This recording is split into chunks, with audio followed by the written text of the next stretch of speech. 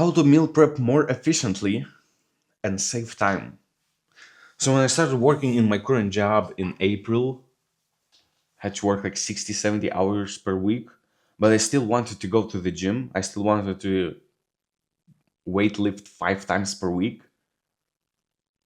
And of course, I knew that I had to optimize my prep mealing strategy, if there is any, for it to be more efficient, for it to focus on main things that actually push the needle and spend as little time on it as possible while still eating whole foods and don't spending too much money on this. And at least have some taste, not eating dog food all of the time like I'm doing right now. And so far I've been actually quite successful in this. No, I'm still kind of working on it, just finalizing my last pieces of the strategy. But in the last 2 months, I had quite a good progress on optimizing my meal prep, and now it takes me really little time and little effort to prep for the whole 5, sometimes even 6 days ahead. Schedule very very easy. Buy food every 2 weeks on Saturdays and cook every Sunday. Even previously, I was going to the store shopping every Saturday and cooking every Sunday. And I thought, Edwin, I have to optimize it somehow. Like going to the store takes me way too much time, right?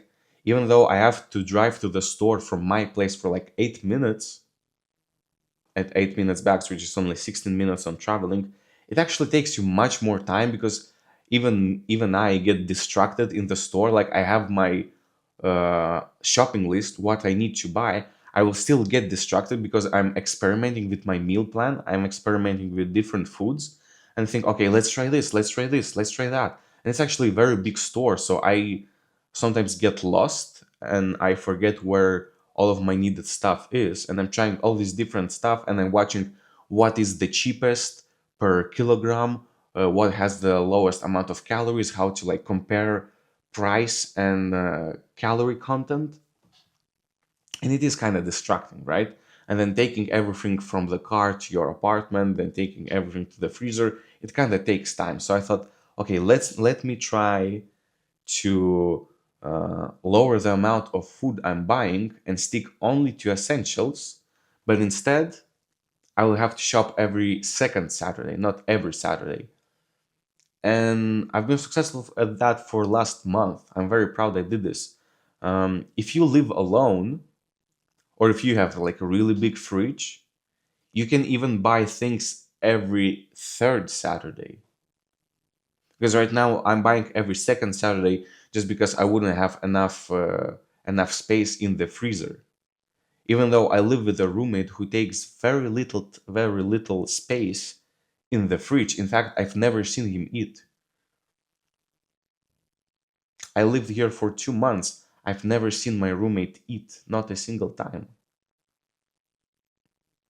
I'm grateful actually for this. I'm grateful that he doesn't eat because I'm taking I'm taking probably like 80% of the space in the fridge, in the freezer.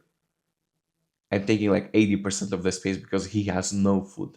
I'm very grateful for this. But even if I would live alone or would have a bigger freezer, I'd probably shop like 3 times per. Where's my shit?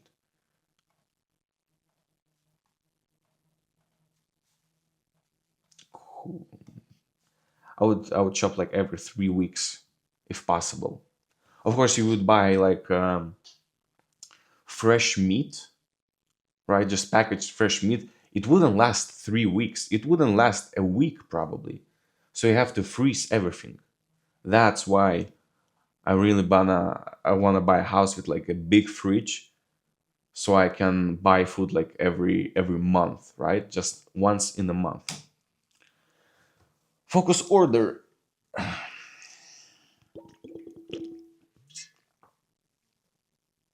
First main priority is of course whole foods, as least processed as possible. Then convenience, and convenience means it's already cut, it's already frozen, it's already seasoned. Then price, and only then taste. Like taste really doesn't matter. If you're taking your source of pleasure from food, you're a loser. I'm sorry, I think you're a loser. So here are the things that are absolutely game changing for me. I absolutely love it, and I can see myself eating like this for the whole life. Frozen and cut chicken breast. That's what it is. So I've been buying first fresh chicken breast, then I've been buying frozen chicken breast in like the big piece. And the problem with that is that you have to spend like at least 8 hours defrosing it.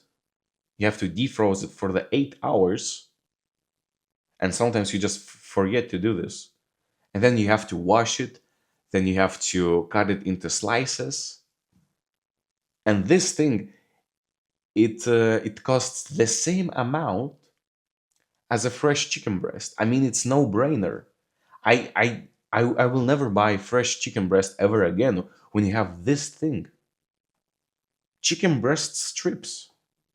The one thing that is missing, if is for that to be already seasoned. But I mean, it's absolute game changer.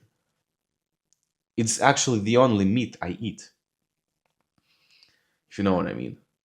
Roasted chicken breast. It's already cut and it's frozen, so I can keep it for like 3 weeks. Then frozen, pre-friend, pre-fried, already seasoned potato wedges. Here they are. They are like in a pack of 2.5 kg. Oh, okay. Chicken breast. Chicken breast costs, I think, like 8 euros per kg. Potatoes, I think, like 2.5 per kg. Very good thing. Oh my god, it's absolutely amazing. It's already cut, so it means it will cook faster in the air fryer, and it's already seasoned, and it actually tastes really good. And it can be stored for 6 days easily, easily. I cooked it last Sunday and yesterday on the Saturday, and it was still good. Frozen broccoli. Can't really expand here. I think I can't really say now. I think it was like 1.5 euros per kg. Very good thing. Very good if you want to lose weight. Frozen avocado cubes. That is kind of amazing, right? It is expensive. I'm not gonna lie. It was normally it's 10 euros. Normally it's 10 euros per kg, but I found it was on a discount. I think maybe like 8.5. It's like 15% discount. Because the thing is, I wouldn't normally buy it, and I think I will buy it less in the future just because of the price. God damn it, it's 25% more expensive than the chicken breast. 25% more expensive. I eat that only because you still need to get your fats in. You need at least 50 grams of fats per day. But I think I could switch that to eggs. I think I could switch to get my fats from eggs. The only problem is that if you cook eggs on Sunday, I don't really think they're gonna be good till Friday. I mean, you could try, but if 10 euros per kilo is not that big of a deal for you, definitely go for frozen avocado. Eggs, I don't really pay for eggs because I get it from my grandma, but I think 10 pieces of eggs is like 250. Light cottage cheese, really great thing. It's only 3% fat, and I think it's normally 1 euro, but this was with a discount 80 cents. Liquid egg whites. Liquid egg whites, I think it was 215 per 1 liter. Really great to add more volume to your scrambled eggs. Corn cakes. I think that's how they called corn cakes. This is honestly so tasty. Wow. Don't ever go for like buckwheat cakes. Don't ever go for wheat cakes. Go for corn cakes. Really so tasty. and actually very cheap. I think it's only like 4 euros per kilogram. So this thing is like, I think it was 74 cents. Protein powder, I mean, needless to say, absolute game changer. Bananas, apples, they are not here because I just get it from the office. Fine oats. Right now I don't eat oats, but if you're a bulking, oats are absolutely amazing and so cheap. Uh, I think it's like, I don't know, I think it's maybe like 2 euros, 2 euros per kilogram. Go for the fine oats because they are quicker to cook and digest. And that's really, I think, like 90% of my whole diet.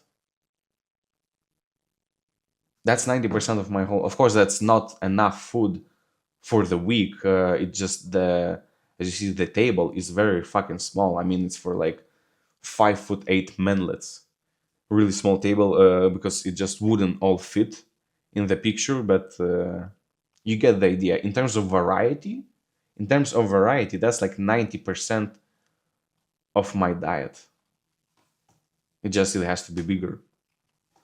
So prep meal on Sundays and have a separate box for each working day. So I have like fucking 30 boxes. I have like 30 different boxes for food.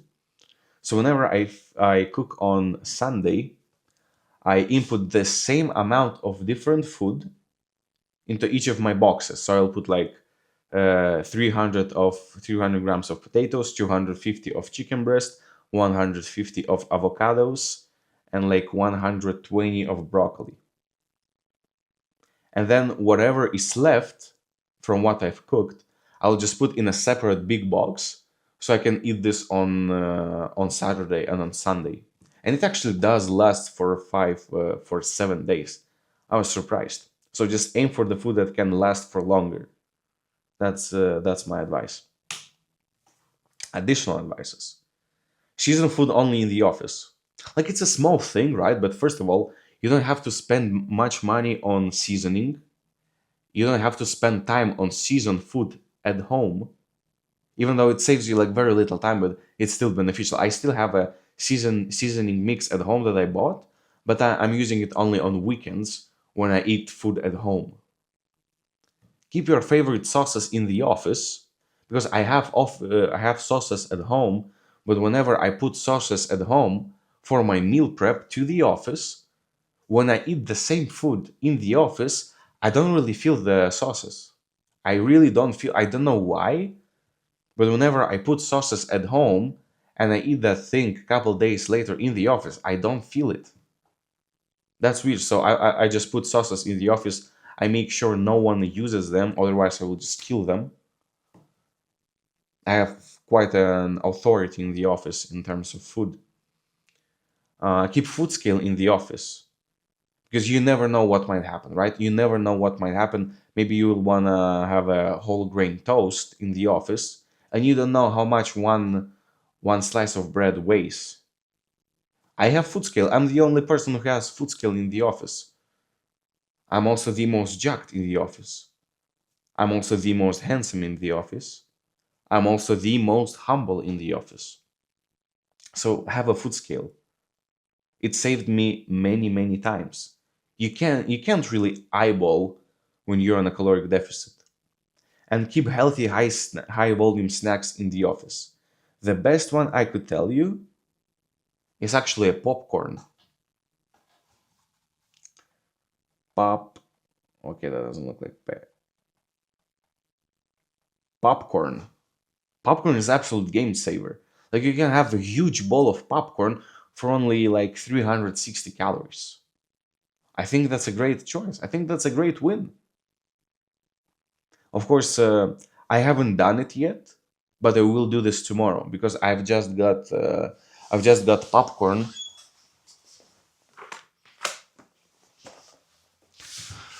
It was a full bowl. Full bowl was 360 calories, and I couldn't eat. I couldn't finish it, so it's. I only ate half of this. Really good. Mm, I know it will look kind of weird, Who the hell in the office eats popcorn by the desk, specifically in investment fund? I will be weirdo, but I will be losing fat. I will be getting shredded. I think that's all that matters.